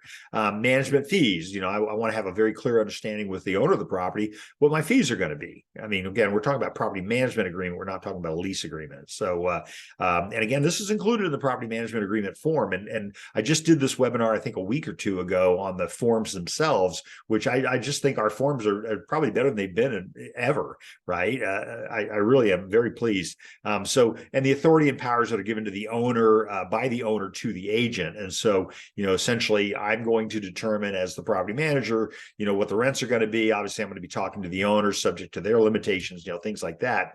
But the owner's expecting me to just handle it, right? Okay, that kind of thing. So property manager is subject to all of the legal restrictions generally imposed upon an agent.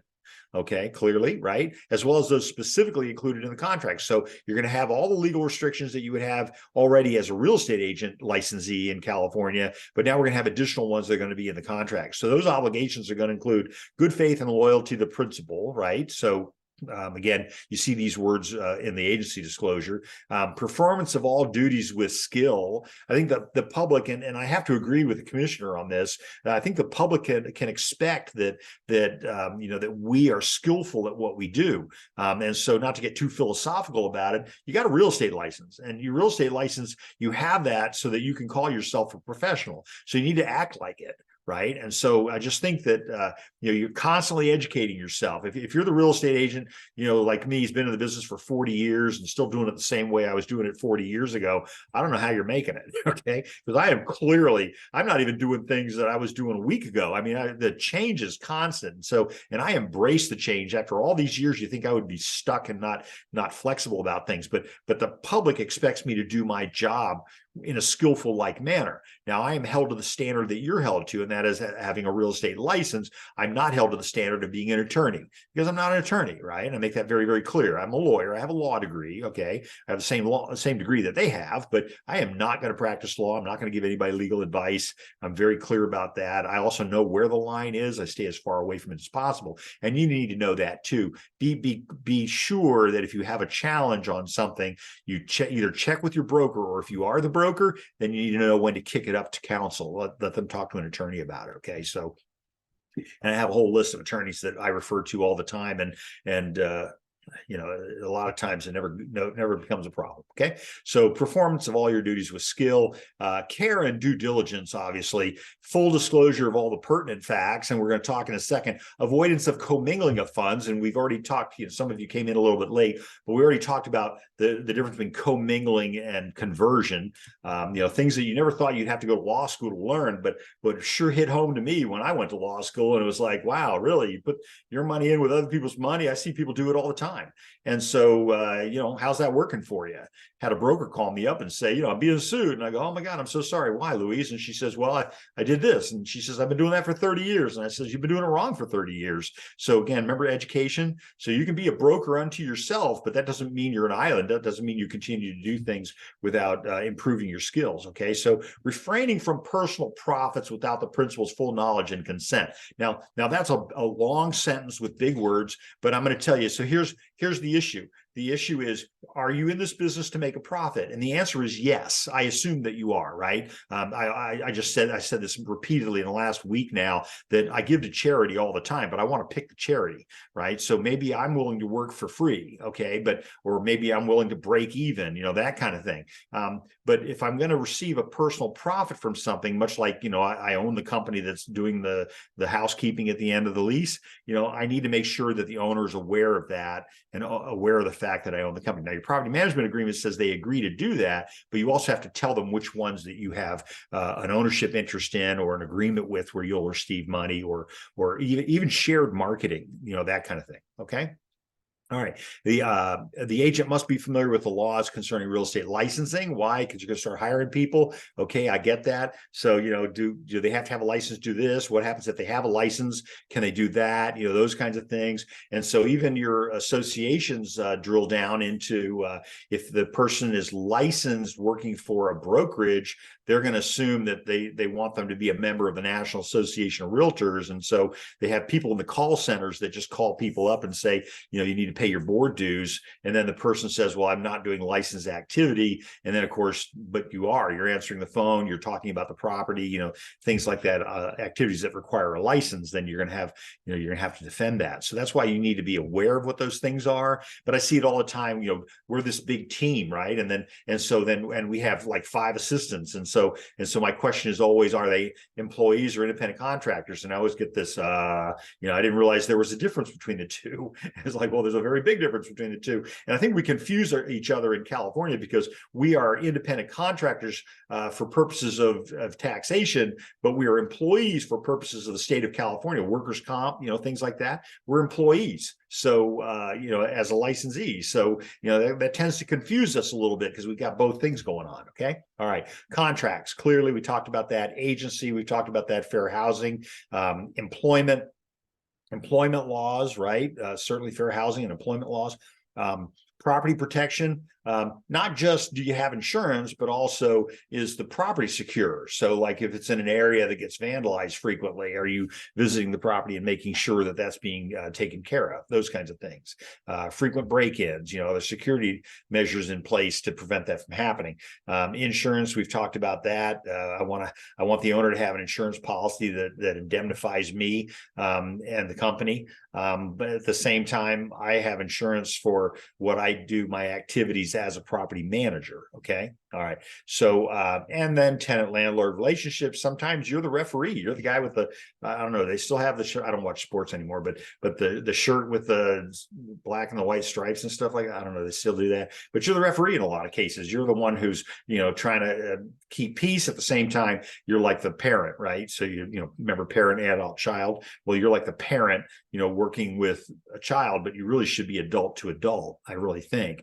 But you get good at that. You get really good with people. Like I said, I never have problems with my tenants, but I'm very clear up front how it's going to work, right? And so I had a couple of gals, 4 gals and a guy moving into a property that we owned in Carmel Valley on Ambervale Terrace, and this is 25 years ago.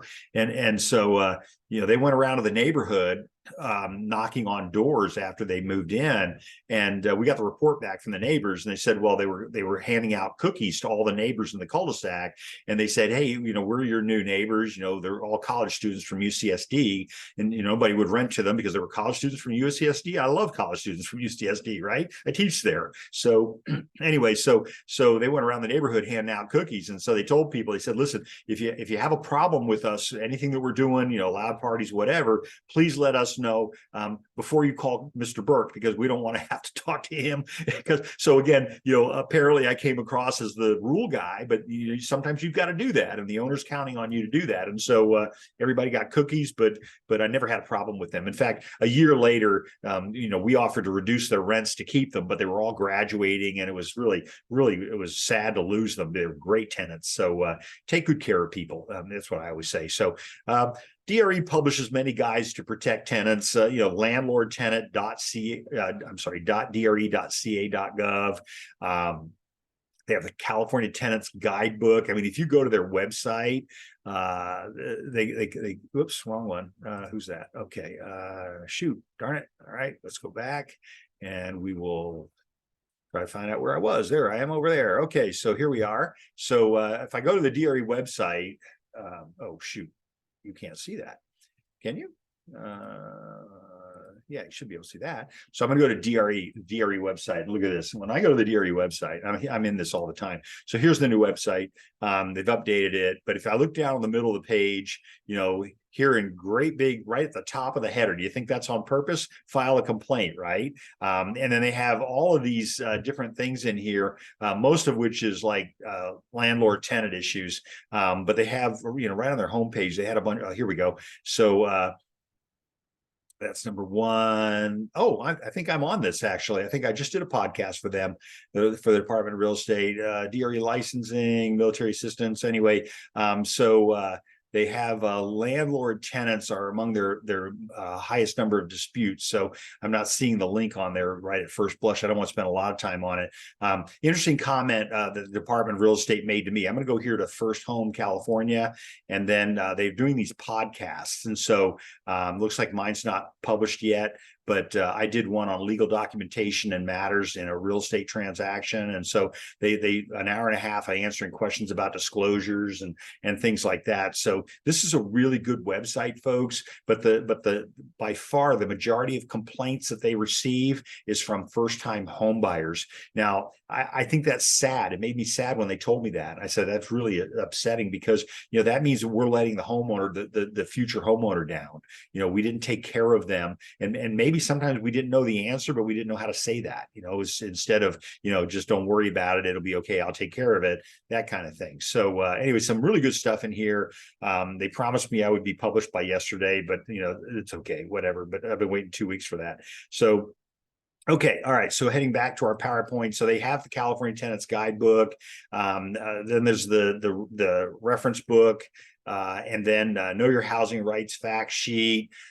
They do not publish, that I'm aware of, at least, any guides to protect rental property owners. And I would like them to get good at that, but they really don't. I mean, because remember, we're going to be a heavy tenant populated state. There are more people that rent than own. I believe in home ownership. I believe we should be helping these people find properties to own. But of course, we'd like to have a little cooperation from interest rates and things like that. But they don't put anything in there on how to protect us sometimes from ourselves. There's something else I wanted to show you. What is it in here? No. Oops, started. Didn't do that. Okay, so I thought I had more stuff in there for you. Okay, all right. So tenant protection guide. Again, I'll send all this to you. So back to my PowerPoint. So significant property management laws. We have different types of laws. Obviously, we're not going to get a chance to get into them really deep. I've already showed you the tenant protection guide from San Diego. It's an ordinance, really. They change all the time. And as a property manager, you're going to have to know what those changes are. And so implications of those changes, you could risk loss of license. So you don't want to do that, right? And you could risk sanctions. Sometimes fair housing issues will get us into trouble. It's probably going to be a federal offense. You get a fair housing complaint against you. So I'm going to show you some examples of how to do things that'll hopefully keep that from happening. But it could be a federal offense. Which of course is a crime, and therefore you have no E&O coverage. You have criminal sanctions, you have no E&O coverage, right? Because your E&O does not cover you for breaking the law. It covers you for an error or an omission, okay? All right. So again, I'm giving you all this news. I hope I'm not scaring anybody, because I think that you know the gist of it really so far. And as I said earlier, I'll help you. I mean, there's no reason for you to try to think that you're an island. Loss of license, tenant selection. So screening the tenant. Okay. Again, best not to require photo ID until after the decision has been made to lease. And part of the reason behind that is kind of like your love letters and your or what we call them now, buyer interest letters, where they sent a picture of the family. And I had a lawsuit on that where the daughter was in the wheelchair and the buyer did not get the property. And so they felt like they were discriminated against because their daughter was disabled and things like that. That was one of the pins of it. But I probably wouldn't get the photo ID until afterward. I'm going to be thinking about my purchase agreement and those interest letters. I'm going to be thinking, I don't want anything that identifies them. I remember saying to Gov Hutchinson when I was chair of risk management last year, I said, at some point our offers are not even going to have their names in them, because people can just, assume where the name is from, what nationality they are, for perhaps, that kind of thing. So, and Gov kind of laughed and he said, "You're probably right," but I think it's sad, but it just is. Okay, so again, potential fair housing accusations. Credit reports. So again, I mentioned this a little bit earlier. It's a criminal offense to run someone's credit report without their written authorization to do so. And that RLMM form will do that for you. But don't be just running people's credit just because you feel like doing it. That's going to be a bad thing, okay? You must have separate credit report for each applicant. So in the old days, some of you will remember that we would have a husband and wife would fill out the same application and on the same page. And so, then the courts came along and said, we think that's discriminatory against family units. And so that's why we're not supposed to say great family neighborhood in our marketing, right? So we want to make sure that we have a separate application for each applicant of the property, whether they're related or not. Okay, over the age of 18, living in the property more than 14 days, right? Because it'll distinguish between whether they're a guest or an invitee. Okay, so different legal things apply to them. So there you go. Over the age of 18, age of consent, occupying the property more than 14 days.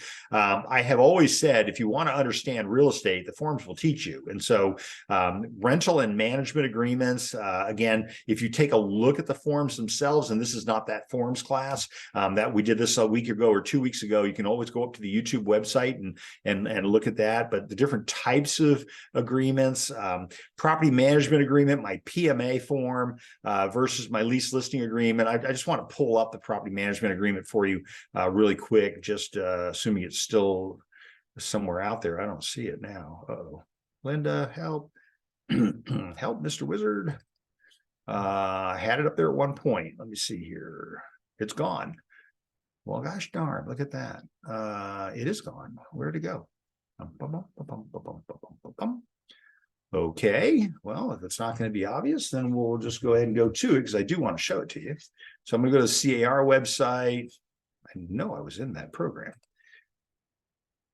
I have several computers running here, and each one of them has 3 different browser types open, and certainly each one has about 8 windows. And so I told Linda earlier today, I'm thinking about getting a 64-inch monitor, like TV set, and just putting that up on the wall, and then I can have all those windows open on the same thing rather than having 3 different monitors going on. So property management agreement. So I'm taking my template. I just want to show you this really quick. Here's my property management template. Again, I will send this to you. Send me an email. But when I click on PMA, which is short for my property management agreement, here it is. And here are the forms that are all included at the time that I take the agreement. And so the reason I want to show you this is because I want you to be familiar with the property management agreement itself, not the whole form, because this is not a forms class. But as I said earlier, right here, paragraph G, who's pays for what. So the rental property owner pays for everything unless you assume the liability to do that. Right. But this gives you all of your, what you're supposed to be doing. I've got quarterly in here because we're clearly, I think you should do monthly, but not everybody is geared for that. It's whatever your broker tells you to do. Here in paragraph number 4F, we've got the owner having insurance not less than $1 million. The owner carries insurance. We have our own insurance, and we make the tenant carry their own insurance. And I think I'm going to open up an insurance company. Okay. So again, these are all the things, I expect to be compensated. Paragraph number 7, I expect to be compensated in addition to my fees, for these things. So remember, you can't collect it unless you ask for it. Okay. So that's why I want to show you that. Let me see here. Let me go back to my, that's my property management agreement. I think that's really, what else do we need to know about that? This creates your relationship between yourself and the property manager. I'm sorry, yourself as the property manager and the RPO, the rental property owner. And by the way, we have a clause in there that says, and I'm looking at modification of agreement. So paragraph number 14 now says that if you as the property manager decide you're going to change the property management agreement, you've got to give them 30 days minimum notice to the RPO that you're doing that. And so if they object, property manager can either rescind the modification or allow the RPO without cost to terminate the agreement. So that's a fairly new thing. And so I just want to bring your attention to that. Again, DRE has called me their forms expert, which I don't know if I'm worthy of that title, but that's an amazing title. So, so that being said, let me go back to my PowerPoint. So property management agreement, and then I have my lease listing agreement. And so what do I use my lease listing agreement for? That's going to be for purposes of you know, how to create the agreement between the owner and us as the lease agreement for individual property. We don't have to have, you know, you could have a list, but I would recommend that you use this. So add this one to your you know, even if you have a property management agreement. Okay, so because this outlines what the different expectations are between the owner of the property and yourself. So if you've got a property management agreement, I would probably have an individual lease agreement, lease listing agreement with each individual property, because they're all going to be different. So we got all these little things in here. And so again, don't want to spend a whole lot of time on that unless anybody has anything in particular you want to look at. And here we talk about the tenants, you know, what they're going to pay for, things like that. What about not compensation? I'm looking for the delivery of the keys. I want to talk about when our relationship expires, and I've already spent too much time on it. Okay, I've spent too much time on it. There's a clause in here that says that, you know, upon one or more of these things, our relationship is over. So, boy, don't we wish we had those. So I just don't remember where it is specifically, and I'm not going to spend any more time on it. Okay, all right. So that being said, back to my PowerPoint. That's my lease listing agreement versus the rental agreement with the tenant. And then, you know, you've got to know how to complete the forms. And again, my templates. So I showed you my template that obviously is for purposes of teaching, but you know, my templates, we fill them out in our office for how we do our business. And so you should do the same thing. Have your business being template driven is your first step towards having a system in place that you can defend, rather than we just handle everybody differently, which is, you know, that's clearly going to have a problem. So landlord-tenant relationships. So what are the rights and responsibilities of the landlord? What are the rights and responsibilities of the tenant? And you got to know what the differences are between the two. And so California is taking us in a direction where, you know, they're telling us what those responsibilities are. So you need to read the material. And again, I'll send it to you. You just send me an email. I'm happy to do it. So small claims court, you're going to get good at that. You know, most of the issues that are handled in property management are going to be small claims court issues, and I think the limit is still $10,000 in San Diego. So anything short of that stays in small claims court. I used to love just going there and watching what was going on. I mean, I just thought it was interesting. So you got to understand the process. You got to understand the paperwork. And by the way, they have what's called a small claims court advisor, and you really should take some time and reach out to the advisor, whether you do it in person or on the phone. But it's usually a second-year law student, somebody that, you know, just really excited about what they're doing, but they're essentially there as an ombudsman to talk about the, you know, what forms you need and things like that. And they tend to be really good at what they're doing. So you know, if you're new to the property management business, I would probably reach out there, consider them a resource. It's free. You get what you pay for, right? And then preparation, you know, we talked about that in the property management agreement. When we looked at the property management agreement itself, remember we talked about the issues. Let me run that down just a little bit there. We talked about, you know, if you're going to go to court on behalf of the owner of the property, you know, you could expect to be compensated for that. So here I go. Here's my evictions.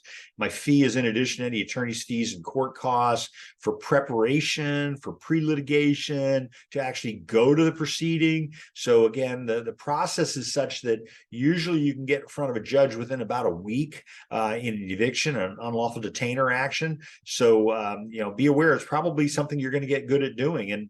and to alleviate some of the fears of it, you should go down there and just sit in court and just see what goes on in there. So eviction enactment. So what's the process? Paperwork. Again, small claims court advisor can be very helpful on that.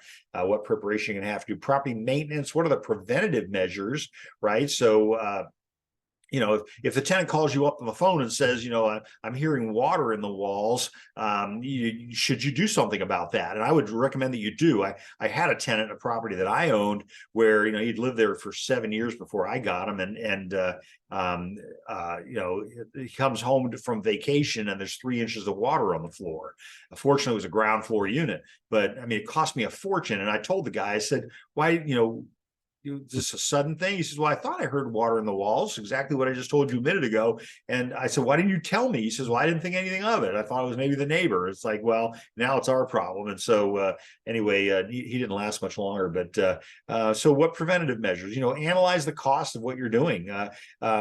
Maintenance, repair issues. It's kind of like being an actuary. You tell the owner, your water heater is probably going to go, right? So those kinds of things. I personally like a home warranty plan on these properties that I own. I put a home warranty on there.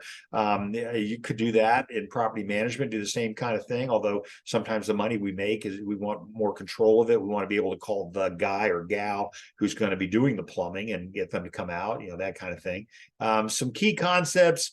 So remember, and it looks like we might be wrapping up a little bit early here today. So remember, when you define your duty, right, you limit your liability. And so when I take you back to this just really quick, we look at, here's paragraph number 4, rental property owners' responsibilities, okay?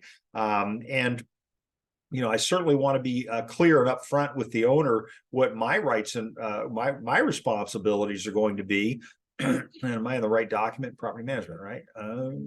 Yes, property management agreement. So it's one of my favorite paragraphs is always the one that talks about what I am responsible to do. Once again, I'm having trouble finding my paragraphs. I'll be darned. Look at that. So usually I just have it at the top of my head. I think I'm catching a cold, but anyway, I just won't let it go. Let me see here.